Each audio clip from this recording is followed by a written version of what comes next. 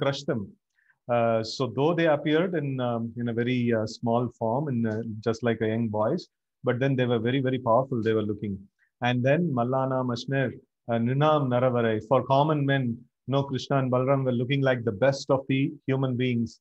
And then Ninam, Naravarai, Strinam, Smaro, Murtiman, for all the women over there, they were looking very, very attractive, just like Cupid, Kamadev. And then Gopanam, Swajana. So for Gopas, no, they were looking like, no, hamara gaon ka aadmi hai, so Swajana. And then like Gopana and Swajano, and Asatam, Shitibujam, Shastra. So all the miscreant kings who were there, present in that arena, they all felt that the Punisher, no, who is going to give punishment to all our wrong activities have come now. No, they were feeling like that. And then Shastam, Swapitaro Sishuhu, for his own parents, both Nanda Maharaj and for Vasudeva and Devaki. So he was looking like their son. No, he was obviously their son. And then Mrityur Bhojapater, for Kamsa, he was looking like death personified.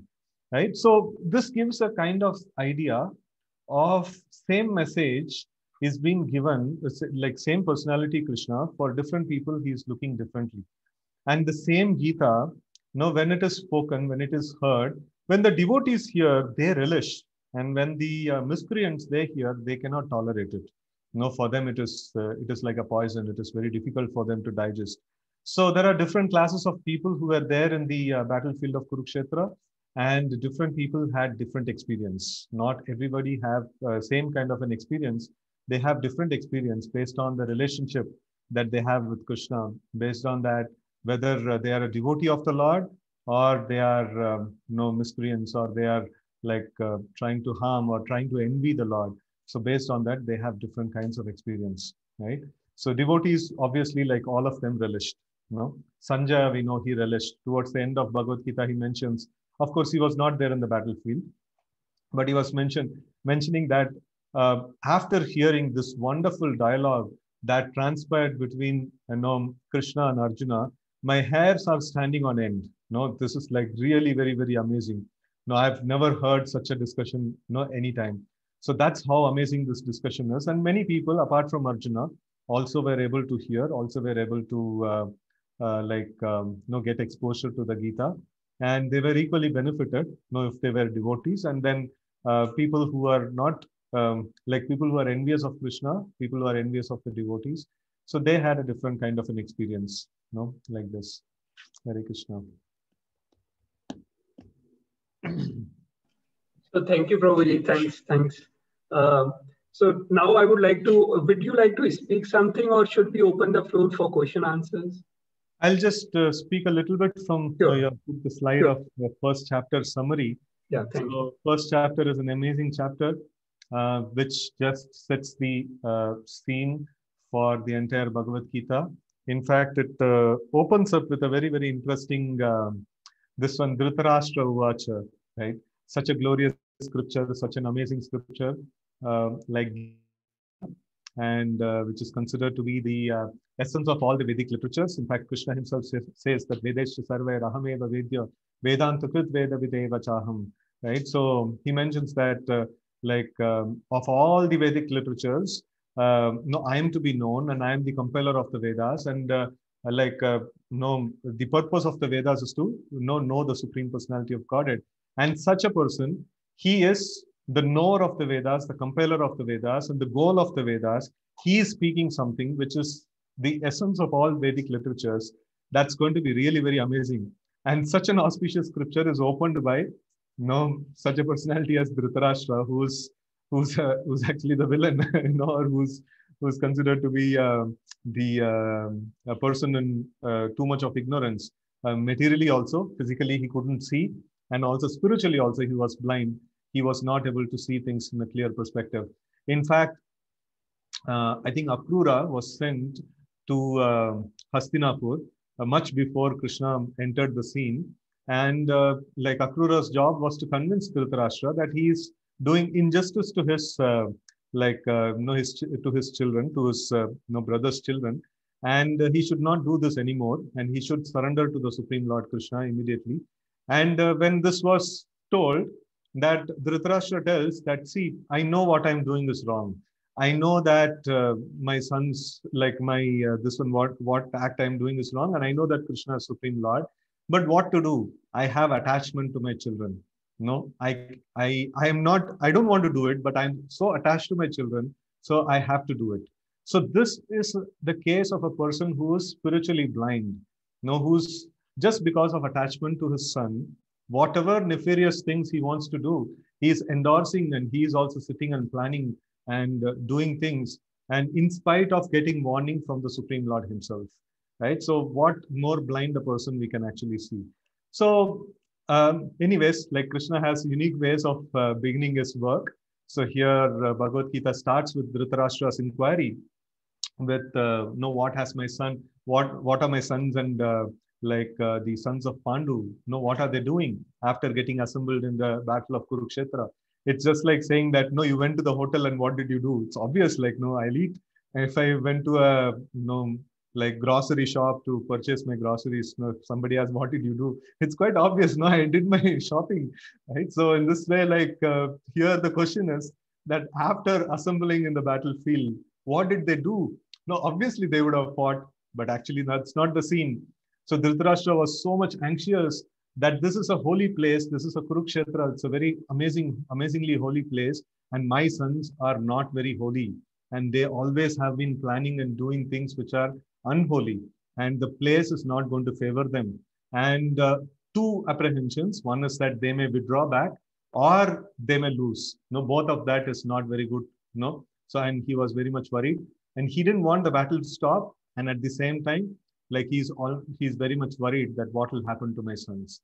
So with this scene, it opens up, and then Sanjay gives a little bit of consoling, saying that, you see, like, don't worry that your son is going to back out. No, he is full on. He's planning his game very well, and in fact, he's prepping up the team, and he's like, he knows that this Dronacharya and Bhishma, these two are very, very great powers and great generals, and these people have weakness towards, the Pandavas. And he goes first, he fixes Dronacharya, saying that, you see, like your disciple Drishtadyumna, whom you have taught, and he is standing in front of you in the opposite side. You have taught him, and in fact, he was born to kill you. What is that? Durupad Maharaj. No, he had some kind of a fight with, some kind of a misunderstanding with Dronacharya, and then just to kill Dronacharya, Drishtadyumna was begotten, after performing tapasya. And Dronacharya knew all this thing, but still he taught him the Dhanurvidya. So now Duryodhana is telling, don't do this mistake again. Now he's standing in front of you. That person who learned the military art from you, he's standing against you now. So don't show any compassion towards him. No, one time you did a mistake, that's sufficient. No, please don't do this again. And then he's describing the army. He's doing the, strength and weakness analysis. What do they call in the corporate term? SWOT, right? So strength, weakness, opportunities, and stuff like that. No, Duryodhana is exactly doing. He's an amazing, If he would have been there in Kali Yuga right now at point in time, he would be a big, leadership guru. No, he did everything what a leadership guru would. Opponent team, this is how they are strong, and this is the strength of ours. We also have very, very great personalities, and they are ready to lay down their lives for me. And he mentions all those things, and then so then after that, it talks about how Bhishma, he actually peps up Bhishma also. Like he says that he is the central point, he is the most powerful person, and all of us should strategically stand and we should protect Bhishma. So he included Bhishma, he included everybody. He's an amazing team builder, he's an amazing manager. Whatever stars we can actually give it to him. But then he was not a devotee of the Lord. The favor of Lakshmi ji, the fortune, the good fortune was not there with him. So we can do expert management. We can arrange everything according to the best of the management rules and best of the management games. So, but still, if we are not favored by the Lord, we will have to embrace defeat. That's a classic story of Duryodhana, where he was an expert manager, but he couldn't win the battle, right? So, and then starts a series of conch blowing, where the conch is one of the symbols of Lord Krishna, and it's considered to be very, very auspicious. And Lord Krishna's conch is called as Panchajanya, and conch in itself, generally, it's a symbol of Vishnu. And when the conch is blown, generally, like in ISKCON temples, also we blow conch, and then people say like, "Hey, like, no, you're going to start a war or what? No, why have you? No, why are you starting to blow a conch now?" So then, in fact, in the battlefield of Kurukshetra, the conch was blown because it is Dharma Yuddha and they want to have an auspicious beginning. They were not doing some street fighting, no, where it is inauspicious. They were doing Dharma Yuddha, the Yuddha or the battle based on the religious principles. And that was very, very sacred. And that's why an auspicious beginning was given. It's not that, no, after blowing a conch, we only have to do a war.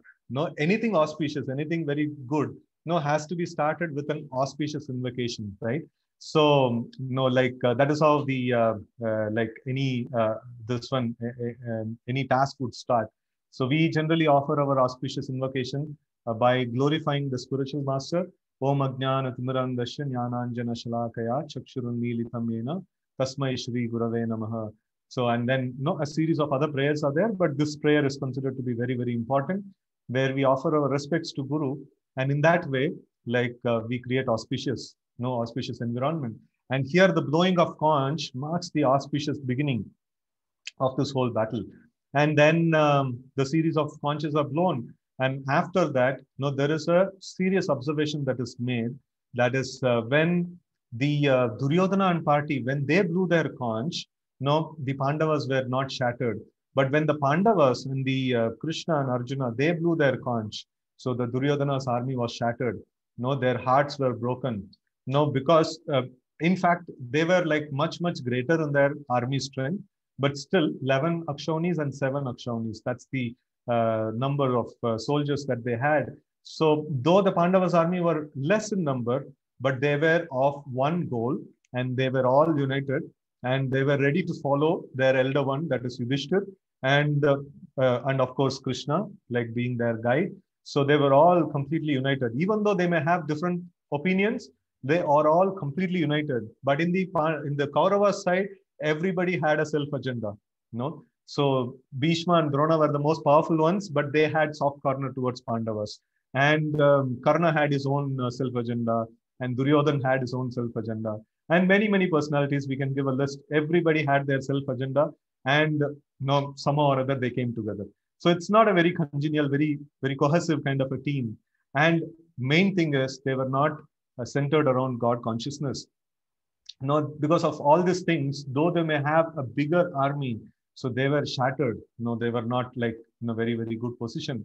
So then Arjuna is asking Krishna to take the chariot in the midst of both the armies. And he's seeing. And Krishna, no, he has a plan. No, he wants Bhagavad Gita to be spoken. And Arjuna has to break down at this point in time. So that's the game plan. And Krishna of all, he takes the chariot right in front of Bhishma and Drona. And then he says that, now you see, Partha, you see the Bhishma, Drona, Pramukataha, all these personalities, headed by Bhishma and Drona, they are standing in front of you. Why not Krishna took in front of Dussashan or somebody and to incite the anger of Arjuna? Arjuna would have fought the battle. But then he wanted the Bhagavad Gita to be spoken. And that's the whole hope of all of us. If Bhagavad Gita would have not been spoken at that point in time, what would we be doing? Sitting together and discussing. So we'll not have anything to discuss about. So this is the compassion of Krishna, that he took Arjuna in front of Bhishma and Drona so that he would break down. And then Krishna could speak Bhagavad Gita in response. And Arjuna, as planned by Krishna, so he's seeing his most beloved grandfather, and then teacher, and then Sarvan Bandhu Navastita, all my friends are standing here, and people of the caliber or respect of his father, his grandfather, his sons, his grandsons, of that kind of relationships, All of them are lined up to fight over there. So now Arjuna was not very happy, to do this fight, and he started arguing with Krishna that no, I am seeing like Swajanam hi katam hatva, no Sukina Shama Madhava. So he says that no, like all these people are my Swajana or my family members, and after killing them, what kind of happiness I will be able to get. So he's mentioning all those things, and then then he puts forward few very important arguments. He puts forward the first argument as that I want, like, if I kill all these people, then what is that? The first thing that he puts is that my family members. How can I kill my family members? And second thing is, if I kill them, how will I enjoy after getting a kingdom? No, I should have a good what is that? Good set of family members to enjoy. No, why will I win a battle and then I will sit and rule over like a crematorium? It's going to be like that. So in fact, that was the plan of Duryodhana also, that you see, till the time I am alive, I'll be the king of Hastinapur, right? So if I am defeated, I'll be dead and gone. So till the time I'm there, no, I'm the king of Hastinapur. No, first thing is he says like, no, anyways, I will win. I'll be the king of Hastinapur. And till the time I die, I'll be the king. And then if I get defeated, so then the Pandavas will rule, but then I will die, and I'll die as a king of Hastinapur. And what will remain for the Pandavas is, without a kingdom, without Drona, Bhishma, and all these great, powerful warriors, all of them will be dead and gone. Yudhishthira will have to rule over a crematorium. That's what will be remaining for him, and nothing more. So that's the this is the negative thought process of Duryodhan. And then Arjuna is feeling that heat now. So he's feeling that all these guys would not be there, and what will be left out? I'll not have anything for happiness. And then he says that no sin will overcome us if we kill all these aggressors and these kind of people. So sin will overcome us. And then fourth thing he mentions is that the family tradition. All the great and respectable people of this world have been assembled here, and if all of them are killed, then who will make sure that the culture and the proper propagation of culture and proper family traditions and things like that, how will it be maintained? So with all these things, I am seeing a negativity all around. I am not able to see even one single proper reason for fighting this battle. Okay, I'll be sad. The people will be sad. The culture will be lost. Varana Shankara or the useless population will come in. The society will be in mess. My family will be in mess. The kingdom is going to be in mess. Everything is going to be in mess. I'm not able to see any ray of hope or any ray of good thing, good result coming out of this battle. And then, out of not being able to see any good, reason for fighting the battle. And also this is how the depression works actually. So this is exactly the, a scenario of a depression where a person sees there is no good is there in my life. I have hit the dead end and nothing is good is there in my life, and there is no hope, and I'm not able to see any one single reason for me to live. And nobody, in fact, in this world likes me, and nobody in this world, nothing in this world actually seems to go my way, and everything is gone, everything is dead. That's how a person in depression actually feels. So this is the state of existence that Arjuna sits on his chariot and gives up his Gandiva. That is also a very, very powerful statement. Giving up Gandiva is not a very simple thing. Arjuna had taken a vow that anybody who asked me to put down this Gandiva, first I will cut his head and throw it off. Right? So I will just kill that person. That's how Arjuna was attached to his Gandiva, and nobody can actually say that you give it up. And here Arjuna voluntarily giving it up, and then he's sitting very dejected. So this is the scene of the first chapter, and rest of it, the second chapter onwards, it's going to be like the motivational talk. So Krishna's ultimate motivational talk. And I would say the real motivational, real motivation for any living entity, for anyone, is what is my goal and how am I going to attain that goal? And what are the problems that are going to be there in the path of attaining my goal? And how am I going to take care of all those things? And Krishna very nicely puts that goal of life is to attain Krishna. And right now we are stuck up with our gross body and subtle body and know so much of anartha and ignorance and things like that. And somebody may say, okay, like no, for Arjuna, Krishna was just next to him. And what it means to attain Krishna? So even for us, it's very same thing. No, Krishna is there in every single atom. Krishna is there as Paramatma sitting in every single atom. It's not about whether how to see Krishna. Like no, Krishna is at a distant place. I have to cross a lot of distance to go there. It's not like that. It's not a physical distance apart. It's not that. It's the ignorance that is covering our system. No, we have to clean up that, and we will see Krishna right in this place. No, in Brahma Samhita, Lord Brahma says, Premanjana Churita Bhakti Vilochanena Santa Sadaiva Hridayeshu Vilokayanti. One who has got the love for Godhead, no, one who has got the love for the Supreme Lord. So he can see Santa Sadaiva Hridayeshu Vilokayanti. No, he can see Sadaiva, he can see every moment, he can see the Supreme Lord. It doesn't require that I have to go back to the spiritual world to see the Supreme. I can see the Lord. No, he's there in every single atom. No, he's there in the form of the deity, where we are worshipping. And he's there in the form of the name, which is non-different from the Supreme Lord. Right? Nama Chintamani Krishna Chaitanya Rasa Vigraha Purna Suddho Nitya Mukto Abhinnatvam Nama Namina. So this is Abhinna, between Nama and the Nami. So there is no difference between the holy name and Krishna. So there is ample opportunity for us to have Krishna, for us to see Krishna. The main problem is the ignorance that is there, that is prevailing the system. So Krishna is mercifully teaching Arjuna how to kill this ignorance and to attain the goal. And he's actually giving him this one. See, like bigger picture is that you have to attain my lotus feet. No sarva dharman parityajya mamekam sharanam vraja. And then manmana bhavamat bhakta, like no, you become my devotee and you offer obeisances to me, and then you train yourself that you become attached to me. So that's the key goal. And the thing that is stopping, or thing that is there between you and me, is this ignorance.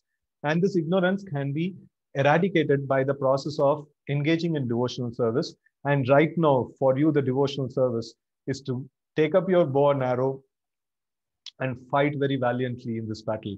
That's the service I want from you, and you have to do it. So this is something that, how Krishna gives the bigger picture, the goal, and then he explains the whole process. And then right now, what it is of very importance, and he brings the relevance of the current activity that Arjuna is in and how it is going to help him to attain the ultimate goal. With all this thing, Arjuna was like completely enthused, and he was like very, very clear about, he's able to see his goal very clearly. He's able to see the path to attain the goal very clearly. And in this path, if there is any difficulties there, Krishna is telling Maya Dakshena Prakriti, Suyate Sacharacharam, and this Prakriti is completely under my control. And if in another place, Krishna says, if you take shelter of me, there is going to be a lot of problem in this path. But the good news is that you're not going to handle the problem. I am going to handle the problem. And please, you just take shelter of me and you just traverse this path, and I'm going to be there with you, and I'm going to handle all the problems.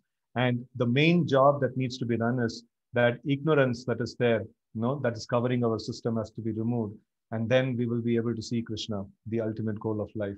So this is just a bigger picture of Bhagavad Gita. I just gave a little essence of it. And now I think we can have some question answers. Hare Krishna. Thank you, Prabhuji. Thanks a lot. So I'll open the floor for questions. Hare Krishna. This is Deepesh here. If possible, people, when you can also come on video. Hare Krishna. Yeah, I think you can see me now. So thanks for the brief about the chapter and the Bhagavad Gita as a whole. So what I wanted to know, Dhritarashtra or Sanjay, right? They were sitting away from the battlefield. And Dhritarashtra was not a pious man, but still he had the blessing of hearing through the entire Bhagavad Gita, and he also had a description of the divine form which Lord Krishna showed to Arjuna. Uh, why would he get that? Is there a significance to it? And was that divine form shown to all the people in the battlefield or only to Arjuna? And of course, Sanjay and Dhritarashtra. So the divine form, what is mentioned is the Kala Rupa, and it is not that divine as the Krishna's two-handed form. So that is also very clearly mentioned. So that is a Lord's material form. No, this is Vishwarupa, is the way in which Krishna pervades. No, the main aspect that Arjuna asks us, like, please show me that how you, this personality who are standing in front of me, how you pervade every single aspect of the creation and you maintain every single aspect of the creation. How are you doing that? So then Krishna shows the entire material world in one shot. No, he enables Arjuna to see that thing. So Krishna can actually give the magnifying glass to whichever extent he wants. So this is something like which is sometimes it is also called as Gora Rupa, which is like very, very horrifying kind of a form. Because it's like so much of fierce forms are there, and then the Lord is like doing his job as a Kala. Kala means, in fact, when Arjuna asks, "Who are you? No, who are you? This personality who are standing in front of me. Who are you?" So then the Krishna actually responds saying that Kalos me. No, I am Kala, and then Lokak Shayakrit Pravruddha. I have come here to destroy everything that is there in this universe, right? So that's the this one. So that's the form that he mentions. So this is definitely a divine form. So, but it is not of that caliber as the Supreme Lord Krishna himself, who was personally present. So, in that sense, Dhritarashtra was able to see Krishna's form, before that. So it is, that's even more divine, So then, this Kala Rupa or this Vishwarupa. So that is some kind of a what is that? It's kind of a astonishing thing. It's kind of something like nobody has ever seen that before. So because of that, it creates some kind of curiosity and stuff like that. So, and that kind of a vision is given only to Arjuna and few other people, like few other pious people, like who are devotees of Lord. So they could also able to see. And then the description was given by Sanjaya to Dhritarashtra. So what was happening? All the description is giving. So now the thing is, so many people come to the temple and they take darshan of the Lord. So when a devotee actually comes and takes darshan of the Lord, he feels that, oh, here is my lovable object. This is the personality for whom I am dedicating my life to, right? So, and then a normal person sees like so many people come to the temple and they just come, they'll not even offer pranams to the Lord. They'll just see as if something in the zoo. They are seeing something. Okay, fine. Idhar hai, udhar ho, khatam. And that is, they also see like, but they are actually not seeing. So Dhritarashtra was able to get the description, but actually he was not able to see. He was not able to get all this vibes into, right? So we can see the post effect even after the battle of Kurukshetra. Even after all his sons are dead and gone, still he was seeing that how I can maintain myself. Will I get some sustenance and maintenance somewhere? And he was shamelessly accepting the hospitality of Yudhishthir. So this means actually this whole of Bhagavad Gita did not penetrate him. So it's just like in the first shloka that I was telling in the Mallana Mashner Nrinam Naravarai. So many different people get the opportunity to see Krishna. Not everybody get the actual darshan of Krishna. Actual darshan of Krishna is something different. That's available even now. If we can actually anoint our eyes with the love for the Supreme Lord, we can see wherein Krishna has left the planet 5,000 years before. Even somebody was there 5,000 years before in the presence of Krishna. And if he's not a devotee, he doesn't have that love towards the Lord. What's the point? He has not seen. Externally, he would have seen something, but he has actually not seen, right? So that's the this one. Thank you. Right.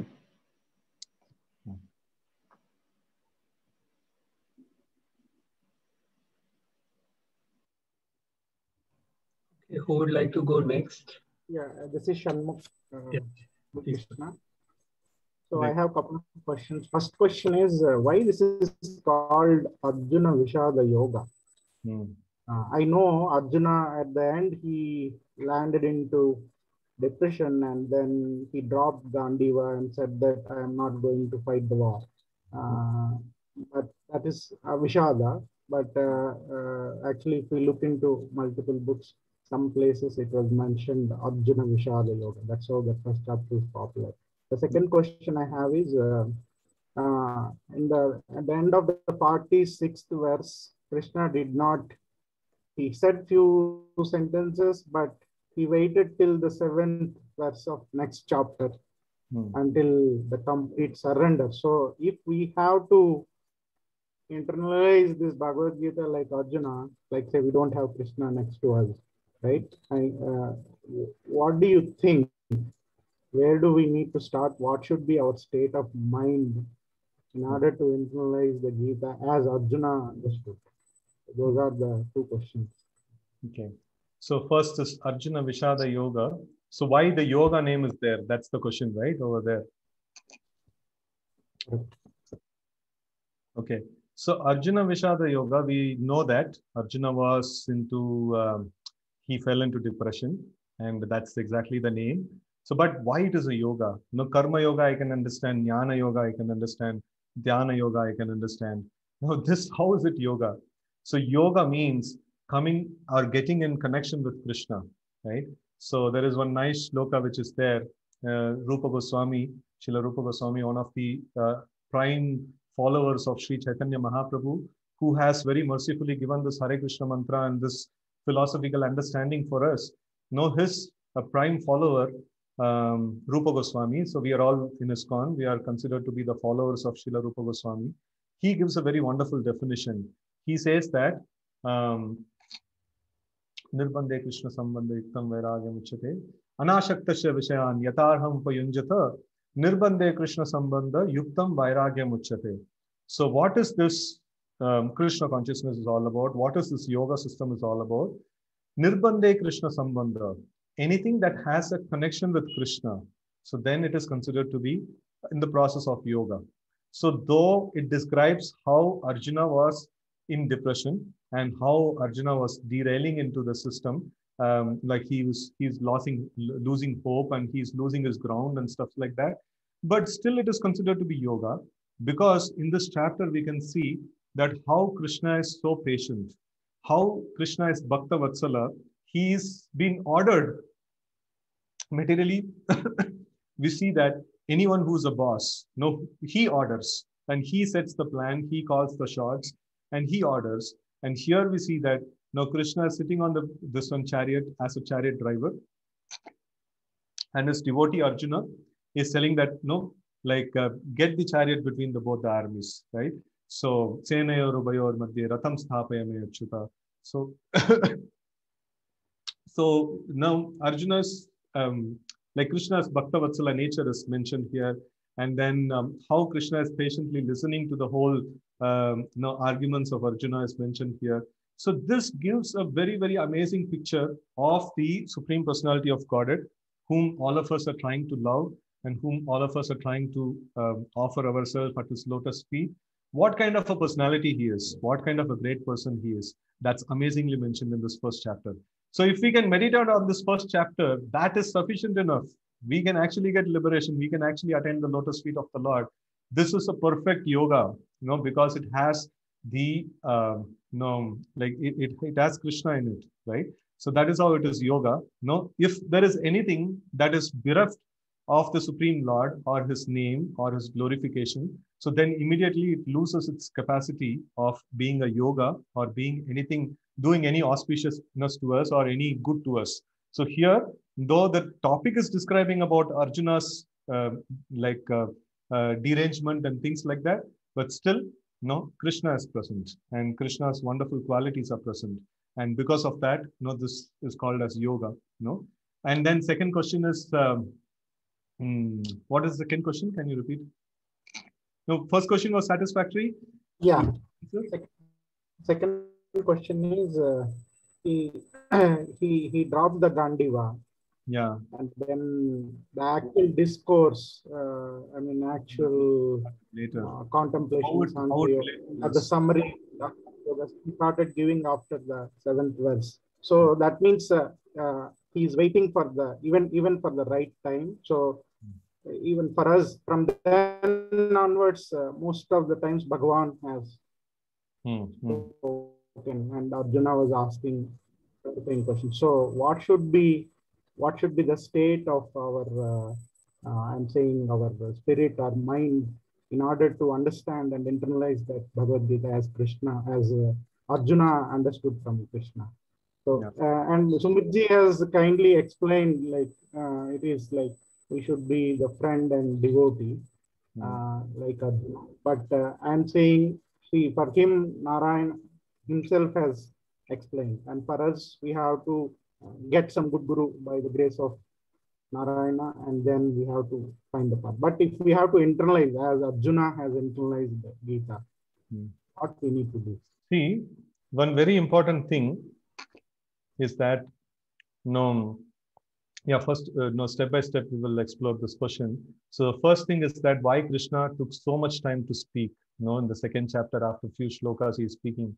And this is very nicely, you yourself answered this question, that Arjuna offered his surrender, karpanya dosha pahata svabhava, prachami tvam dharma sammuda chetaha, nishreyasham nishchitam ruhitanme shishyastayam shadimam tvam prapannam. So I offer my prapanna means surrender. Prapanna means completely offering oneself, at the disposal of the other person. So Arjuna, when he offers his surrender, and shishyasteham, I am your Sishya, like when he puts himself in that position, then Krishna starts answering, or Krishna starts taking charge, right?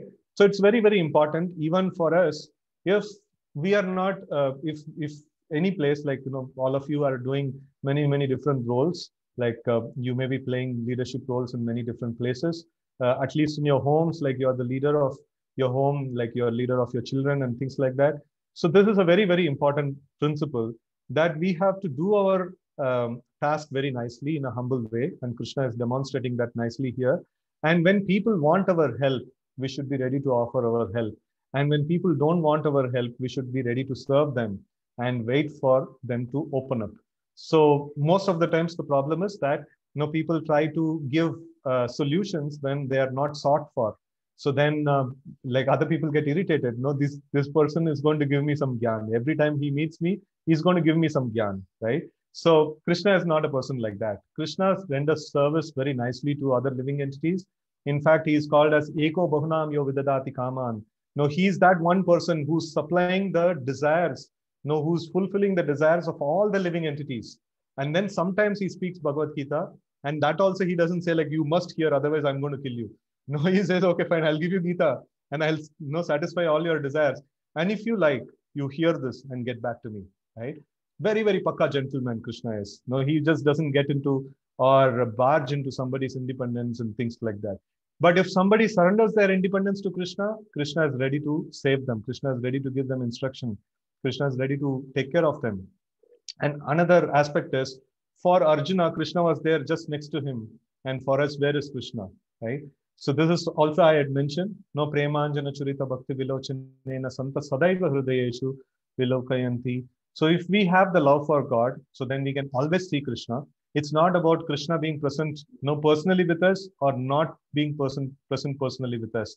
If Arjuna would have not had that kind of love for the Supreme Lord, then even though Krishna is standing next to him, he would also have Dhritarashtra effect, like he would not be able to take the assistance of Krishna. So it's not about Krishna present or not present. Krishna is present everywhere, right? So in this connection, there is a little tangent I will tell you. One person asked me a question. Sir, like, you tell that onion garlic, if you take, this is not very good. You should not take onion garlic. And then do you say that, if I eat onion and garlic, Krishna will not like me? So then I was just thinking about that question. It was a very nice question. Like, Krishna likes all living entities. So then, like I was saying that, see, Krishna always likes us. Krishna always resides as Paramatma within our heart. It's our problem that we are not able to see. No, it's our ignorance that is stopping us from seeing. And these kind of puts in tamasic or tamoguna, that will increase our ignorance and we will not be able to see Krishna, who's the most closest entity to our heart. No, he's just there, no, sitting as Paramatma. Ishvara Sarva Bhutanam Hridadesha Arjuna Tishtati. Right? So he's telling Ishvara Sarva Bhutanam, I am sitting on every single living entity in the region of heart, Hridadesha Arjuna Tishtati. So I'm sitting in the heart of every living entity. I am the closest person for everyone. So if we want to take guidance of Krishna, there is no, no stoppage for it, right? So nobody can stop us from that. And another point you made is that, okay, we have to find out a very good guru and what's the guarantee that I will get a good guru? So this is also a very important principle. The more I develop eagerness to understand Krishna, more I develop eagerness to surrender to Krishna. It is Krishna's job to supply the guru. No, it is not our job to get the guru. It's Krishna's job to supply the guru. So it is our job is to develop that eagerness. No, I want to understand you, Krishna. I want to surrender unto you. I want to become a devotee. And Krishna actually makes arrangement. No, Eko Bahunam Yovidadati Kaman. He fulfills all our material desires since time immemorial. And he likes us very much. And he wants us back to the spiritual world. And if I desire to understand him, why will he not provide me sufficient facility to do that? He will be the first person to help. He will be jumping in to help us, right? So that is going to be there. So the first misconception is Krishna is not far away. No, for Arjuna, Krishna was there next to him. And for me, Krishna is far away. No, that's wrong conception. For Arjuna, Krishna was next to him. And for us also, Krishna is next to us. And to find a guru, no, it's Krishna's job. No. And it is your great fortune that you have got our Sri Gaur Prabhu, and who's a very, very amazing practitioner of Krishna consciousness, who's been very nicely practicing Krishna consciousness for years and years now. And he is taking his time out, and then he is helping you and things like that. What best you can actually ask. So Krishna has been very, very merciful upon all of you, by giving this wonderful association of Sri Gaur Prabhu or Sumit Prabhu to you, right? Hare Krishna. Thank you, Prabhu. Thanks, Prabhuji. Thanks a lot. So, who would like to go next? Sri Gaur Prabhu, I was telling that 5 o'clock I have a program. Yeah. I was thinking it is Sunday. Today I don't have a program at 5. So there was a lot of confusion. So now I think so we can have some extra time of yours. Good. So who would like to go next? Okay, till the time the next question comes, I'll give a little bit of hints into the second chapter of Bhagavad Gita. So if anybody has a question, you can just unmute yourself. The moment I see somebody's unmuting, then I'll pause and I'll take the question. And till the time I'll give some tips and bits into the second chapter. So in the second chapter, Arjuna continues to speak that how unfortunate it is that I have to face with this kind of a situation. And I have to kill my, this one. How do you ask Krishna that I have to kill my relatives and elders and all these people? So this is like quite unfair. And he in fact addresses Krishna as Madhusudana. You are very famous for killing the demons, and you want me to become famous by killing my own relatives, my own family members? What kind of proposition is this? I'm not going to do this thing. And then he's continuing all those things, and then finally he surrenders to Krishna. And then Krishna, first thing that he starts, opens the Bhagavad Gita with is the concept of body and soul. And why does he do that? So the first thing that Arjuna had in his mind is that, the first proposition that Arjuna put in the first chapter is about the aspect of, these are all my relatives, and I'm very attached to them. How will I be able to lose them? So then Krishna is mentioning that, you see, like you're thinking about these bodies as your relatives. Actual personalities who are there are souls who are residing in that body, and you have never seen them at all. You're thinking they're relatives, and you have never actually seen the relatives, their actual Swarupa, actual Rupa. And then this body is destructible and the soul is permanent. And then come to the platform of the soul, and then you have to do your duty. And your duty is to execute the dharma of a Kshatriya. No, this is the Dharma Yuddha and you have to fight. And in the process of executing your duty, don't get into this game of this is my relative, this is my this, like kith and kin and stuff like that. So you are a Kshatriya, no, you have to perform your duty and you have to establish dharma.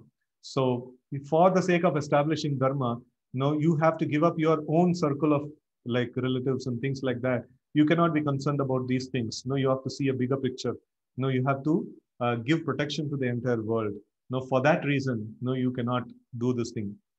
So the body and soul, just to get the detachment of Arjuna from his family members. In fact, it is mentioned that anytime like philosophical talks happens, that inspires detachment. So that is why it is very, very essential that amongst our loved ones, we should never speak logic and never speak philosophy, right? So with our family and arguments, anytime arguments come, sometimes we say, okay, you see, like, no, I am right in this way and you are wrong in this way.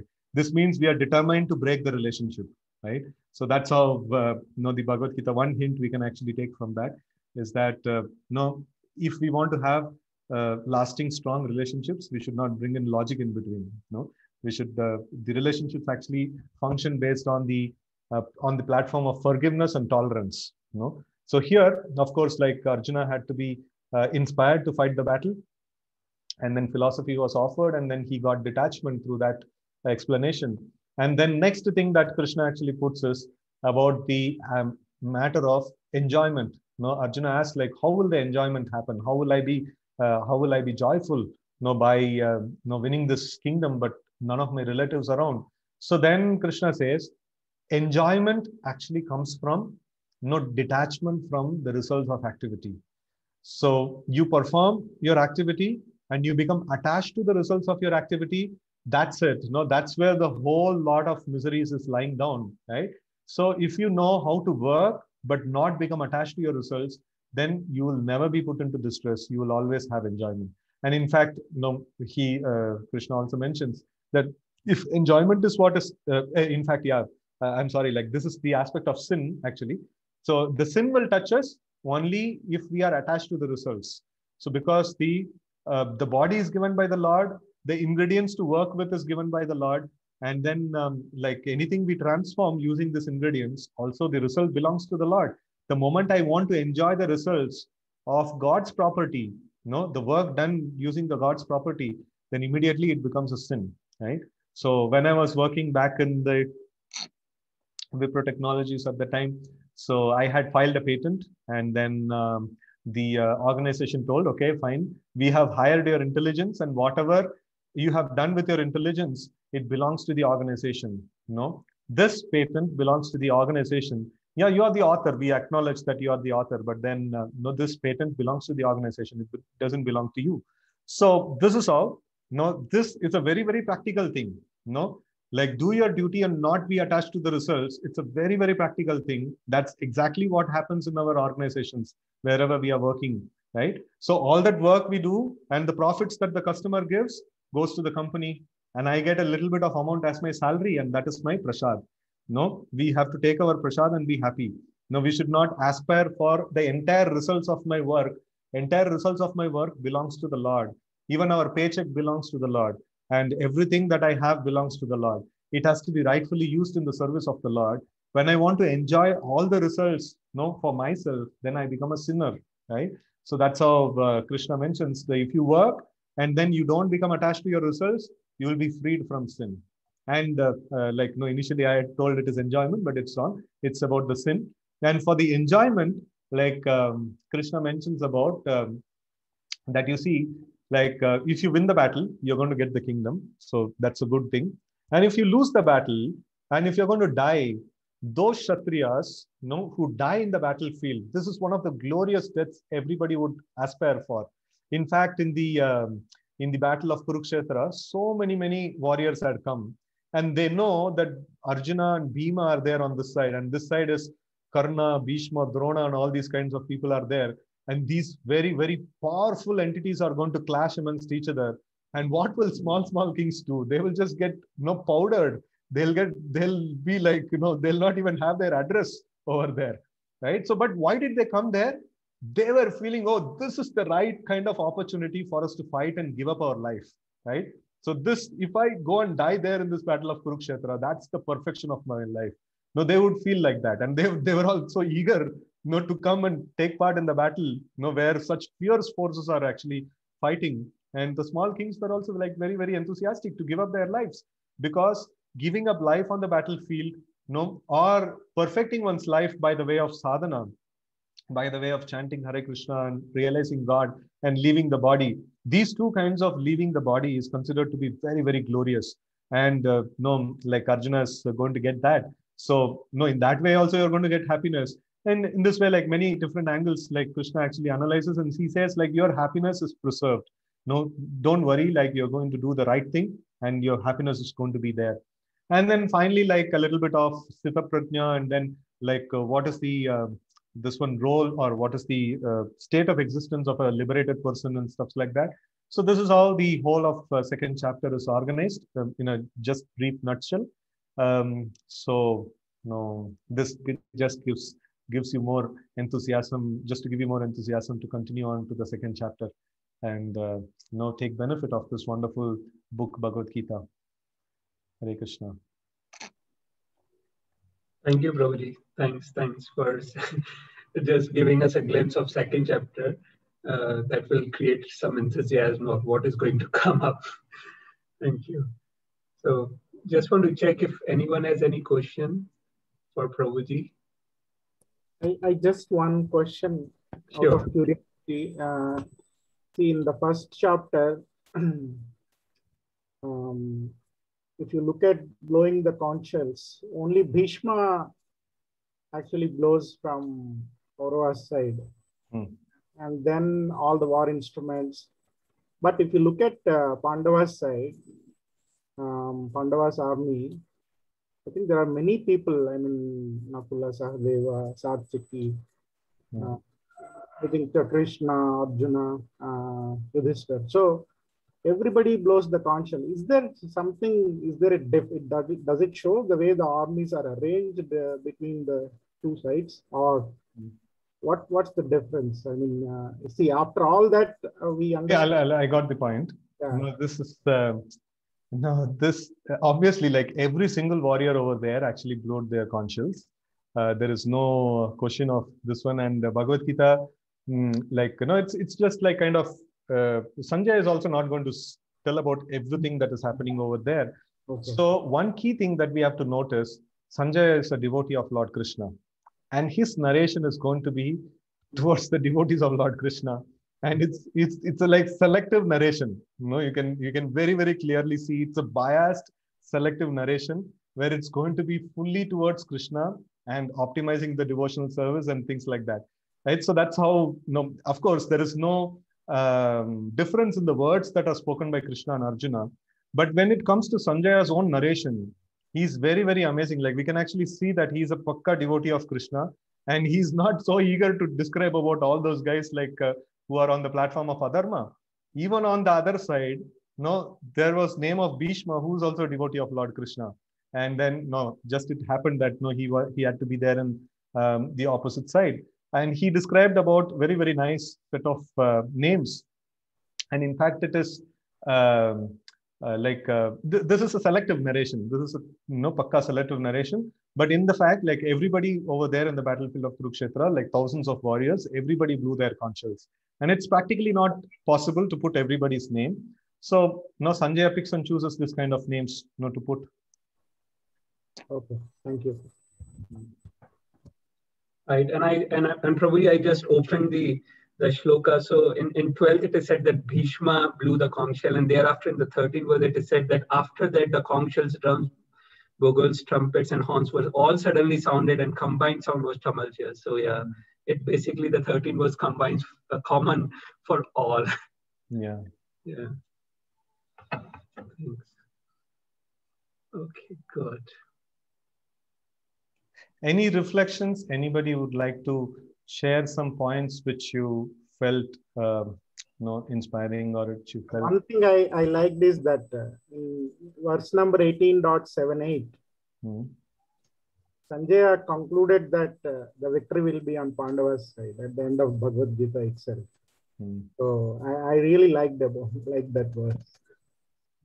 Yeah, because even before the war starts, I mean, throughout while we are trying to study, we understand that about Krishna's supreme Godhead. But he said, though this is my view, but he said he almost concluded that at the end of Bhagavad Gita itself, he concluded that the victory will be on Pandava's side. Yeah. Yeah, but what I don't know what did Dhritarashtra what did he feel about it? But Sanjaya has concluded that the reason. Yeah. See, Sanjaya was a very, very, very amazing servant of Dhritarashtra. In fact, even when Dhritarashtra, after the battle of Kurukshetra, he was shamelessly sitting in the house of Pandavas and then taking the hospitality, Sanjaya was still serving. And then, see, at that point in time, so people had much more than what we speak. And if you're speaking something which is not in line with my ideas, then you are my enemy. So that's the kind of this one that we have right now. And in fact, like Vidura was sent out of home because of that reason. He was not speaking very palatable to Duryodhana. So, but then he was their best well-wisher. So Dhritarashtra knows very well that Sanjaya is my best well-wisher. And he knows most of the times, like he tells also, he knows that what I'm doing is wrong. What you're telling is right. And this is what I should be doing. But what to do? I have this putra moha. I'm having so much of attachment to my son that I'm not able to do, even after knowing that this is not right. I am pulling. I have to do it. In fact, Arjuna asked this question in the 3rd chapter, I think. Atakena prayuktoyam papam charati purusha anichan abivarshneya baladiva niyojita. No, I don't want to do this wrong thing. But then as if somebody is like pulling me by force. Some force is pushing me and I'm doing something wrong, which I don't want to do. I know it is wrong and I don't want to do it. So then Krishna says that what is Kama Yesha, Krodha Yesha, Rajoguna Samudbhava, Mahashuno Mahapapma Vidyena Miha Vairinam. So it is only Kama, Arjuna, the lust and anger, lust, greed, envy, anger, and things like that. These are the enemies. They are actually controlling every living entity, and they are not making them to, allowing them to make their individual choices, and they are pushed into. And then Krishna goes on to mention where does this Kama sits and how we can actually control that and things like that. So here, Dhritarashtra knew that Sanjaya was his best friend and well-wisher, so he didn't mind it much.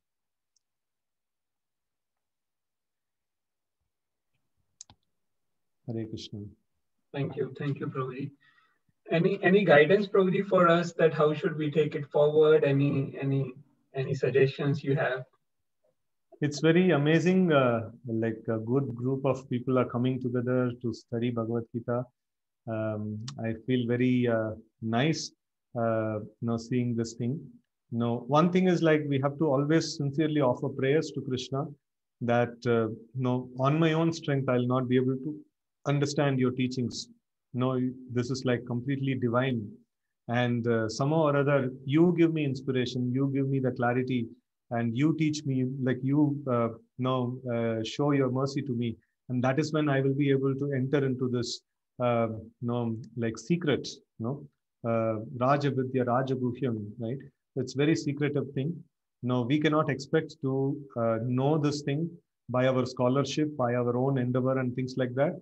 Of course, we should put our endeavor, but we should always take shelter of Krishna. We should always take shelter of Srila Prabhupada, who has very nicely offered this purports, so that we will be able to understand. So that mercy, as Sanmukeshwar Prabhu was mentioning, that it is Krishna. He was there right next to Arjuna and he was helping him.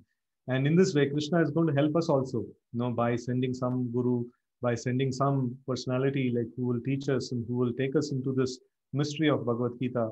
Always be in the prayerful mood, So that's a very, very important thing, for understanding Gita.